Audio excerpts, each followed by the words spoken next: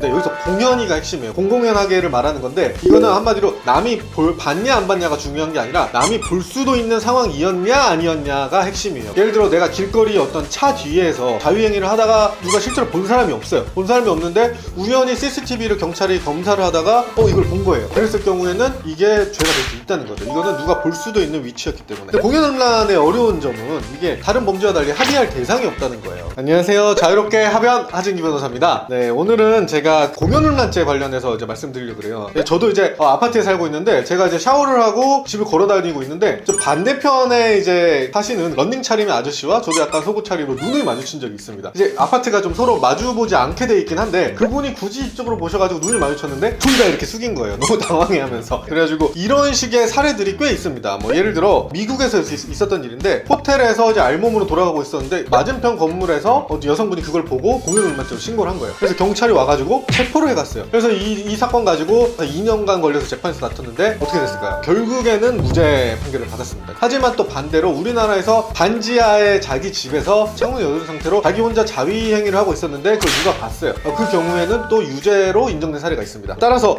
이런 경우마다 좀 사안이 많이 달라요. 그러면 공연음란죄가 어떻게 적용되는지 이런 것들에 대해서 저희가 살펴봐야 됩니다. 일단은 공연음란죄는 형법제 245조에 따라서 공연이 음란한 행위를 하면 성립합니다. 이거는 1년 이하의 징역이나 또 500만 원 이하의 벌금을 받게 되는데, 여기서 공연이가 핵심이에요. 공연이. 그러니까 공공연하게를 말하는 건데, 이거는 한마디로 남이 봤냐 안 봤냐가 중요한 게 아니라 남이 볼 수도 있는 상황이었냐 아니었냐가 핵심이에요. 그래서 남이 봤냐 안 봤냐라는 우연한 사정에 따라서 뭐 내가 죄가 되고 안 되고 하면 불합리하니까 불특정 또는 다수인이 인식할 수 있는 상태면 됩니다. 누가 실제 봤냐 안 봤냐는 거는 중요하지 않아요. 그래서 예를 들어 내가 길거리 어떤 차 뒤에서 뭐 자유행위를 하다가 누가 실제로 본 사람이 없어요. 본 사람이 없는데 우연히 CCTV를 경찰이 검사를 하다가 이걸 본 거예요. 그랬을 경우에는 이게 죄가 될 수 있다는 거죠. 이거는 누가 볼 수도 있는 위치였기 때문에. 그렇다면 이제 음란한 행위는 뭐냐? 이것도 좀 말이 좀 헷갈리는데, 일반인의 성욕을 자극하여 성적 흥분을 유발하고 성적 수치심을 해하여 성적 도덕관념에 관하는 행위. 그래서 공연이 성적 수치심 이렇게 많은 음란한 행위를 하면 공연음란죄가 돼요. 아까 반지하 같은 경우를 말하자면, 예를 들어 내가 아파트에 사는데 내 집인데 누가 멀리서 나를 봤거나 망원경으로 봤거나 뭐 이렇게 특별히 날 봤다고 하면 오히려 본 사람이 좀 문제가 될 수가 있어요. 그것도 찍었다면 카메라 등 촬영일 수도 있고 본 사람이 문제가 될 수 있지만, 반지하의 집에서 지나가는 사람이 충분히 볼 수 있고 만약에 또 창문을 열어놨다고 하면 내가 이거 보여줄 수도 있다는 어느 정도 미필적인 고의나 인식은 있다고 보이거든요. 그래서 반지하에서 열어두고 뭐 자유행위를 하다가 뭐 지나가는 사람들이 본다면 이거는 개인의 사적 공간이라기보다는 이걸 좀 열려는 고의가 있어 보여서 공연음란죄에 해당할 수가 있다. 하지만 내 집이 뭐 아파트인데 멀리 있어가지고 원래 안 보이고 누가 그걸 봤다고 하면은 공연음란죄가 인정되지 않을 수가 있다. 근데 또 공연음란죄랑 또 비슷한 사안 중에 하나가 과다노출죄가 있어요. 경범죄처벌법 3조 33호인데, 공개된 장소에서 공공연하게 성기, 엉덩이 등 신체의 주요한 부위를 노출하여 다른 사람에게 부끄러운 느낌이나 불쾌감을 준 경우. 그러니까 아까 공연음란죄는 성적 수치심이니까 굉장히 좀 센 거죠, 표현을 하자면. 근데 과다노출은 부끄러운 느낌이나 불쾌감을 준 경우에 이렇게 구별이 됩니다. 그래서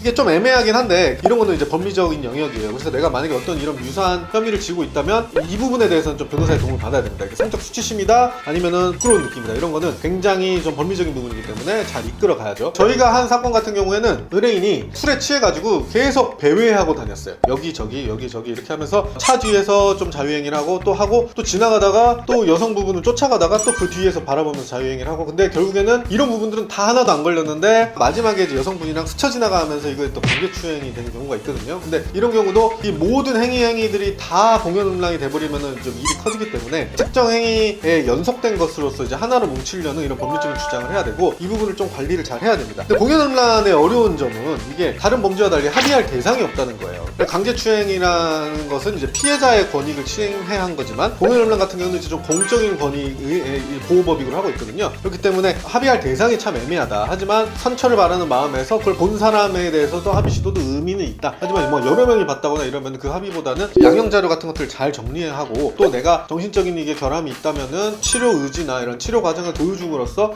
굉장히 양형에 유리하게 작용할 수 있습니다. 저 최근에 좀 문제가 된 사례로 이제 강남 비키니녀 사안이 있어요. 강남에 비키니를 입고 이제 오토바이 뒤에 타서 남성은 바지만 입고 위통 벗고, 이거를 지금 경찰이 경범죄처벌법으로 입건을 했다고 하더라고요. 공연음란까지는 안 될 것 같으니까. 근데 저는 이런 거를 처벌하는 것 자체는 좀 반대를 합니다. 어쨌든 그분이 옷을 다 벗고 다닌 것도 아니고, 비키니라는 게 뭐 수영장이나 이런 데서는 많이 볼 수 있는 거고, 그래서 비키니를 입고 오토바이를 탄다고 했을 때 이게 다른 사람에게 부끄러운 느낌이나 불쾌감? 물론 그냥 내가 부끄럽거나 불쾌할 수는 있지만 형사적으로 처벌이 될 정도 수준인가? 저는 좀 반대하는 입장이에요. 그래서 개인의 자유가 타인의 자유를 해하지 않는 한 모두 허용하라는 이런 뭐 법원이나 명언이 있는 것처럼 이 정도는 좀 자유롭게 할 수 있는 그런 세상이 좀 좋은 세상이 아닌가. 그렇게 좀 할 수 있는 건 좋대. 이 선을 넘어서서 뭐 여성분 기준으로는 가슴을 벗는다거나 아니면은 뭐 엉덩이를 벗는다거나 뭐 남성 기준 뭐 성기나 뭐 이런 부분을 과다하게 노출하거나 뭐 성적 행동을 연상하는 걸 과다하게 하는 경우는 공연음란으로 처벌되니까 어쨌든 사회적인 이런 그 다른 사람의 시선과 또 안녕 이 부분이랑 자신의 그 자유롭고 싶은 마음 이 부분을 잘 형량하셔서 하셔야 되겠습니다. 어쨌든 공연음란은 공연이 음란한 행위를 하면 성립하는 것이기 때문에 이 부분을 잘 다투어야 된다. 이 부분을 명심하시기 바랍니다.